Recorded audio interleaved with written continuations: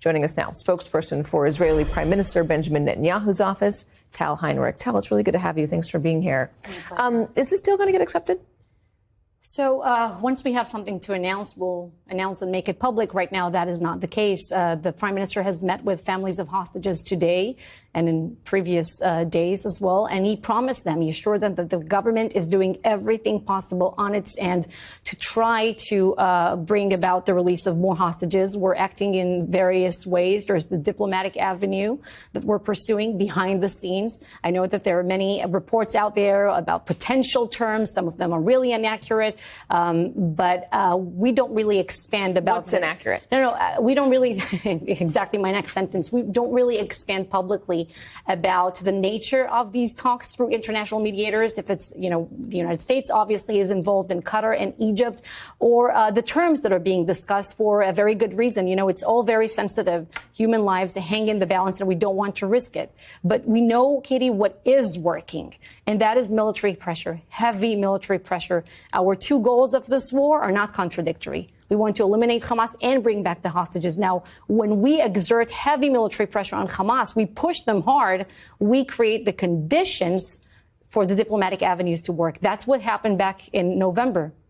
That's what helped us create the framework that saw the release of some of the hostages. That's not enough, obviously. It's gotten intense in Han Yunis. Is more intense than normal or than had been. Is that because it looks like you guys are on the verge of coming to an agreement for this extended ceasefire for hostages? Well, it's intense because there's a lot of terror and terror infrastructure to dismantle there.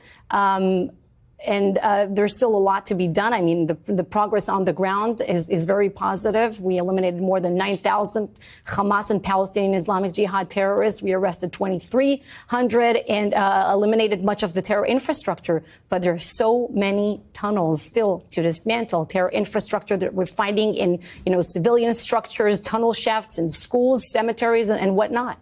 I know that the tunnels are getting flooded with seawater. How can you ensure that hostages are not going to get hurt in this process of trying to get Hamas out of those tunnels? Well, this is one way by which we dismantle some of the tunnels, not all of the tunnels. But keep in mind that, the hostages plight is the top of mind for the government, for the troops on the ground and in the Central Command when we make such decisions. They should also be the top of mind of every international discussion, obviously, about the war. The Israelis entered a hospital and, in your words, in your country's words, neutralized 3 terror suspects. And Jenin is in the West Bank. Can you tell us what they're accused of doing? Because the West Bank says, and the Palestinians say, that this is a violation of international norm. Well, this was a targeted raid with no collateral damage. We neutralized the 3 terrorists. They were part of a terrorist cell, Palestinian cell of terrorists inside that were hiding inside that hospital.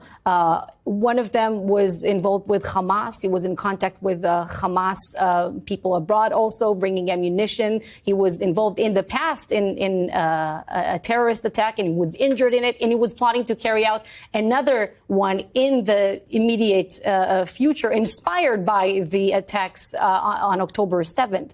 The other 2, one of them was involved with the Palestinian Islamic Jihad. One way or another, they all were involved in terrorism and plotted to carry out another attack against Israeli civilians. So that is why when we had the information, we went there and eliminated the Hospitals threats. are supposed to be safe zones. Are you saying that there are circumstances where they're not? Well, like in Gaza, when you see almost every hospital in Gaza, as you know, unfortunately, this is also the case in the West Bank, as we saw with this specific terrorist cell. They think that the hospital will give them some kind of immunity.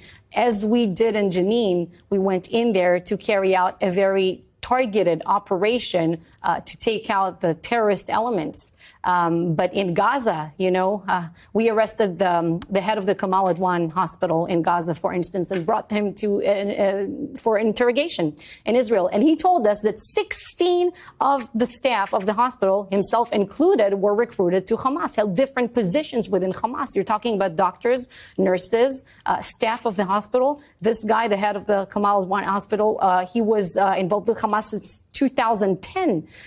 So how does it work? You have your position as a doctor in the day, but then once Hamas calls you, you take arms and you go kill Jews, fight the Jews. Tal Heinrich, I'm going to have to leave it there. Thank you very much for coming in. We appreciate it, and we do hope this deal is something that can be agreed to so that there is some relief for both the hostages and for the Palestinians. Thank you for being here. Thank you, Katie.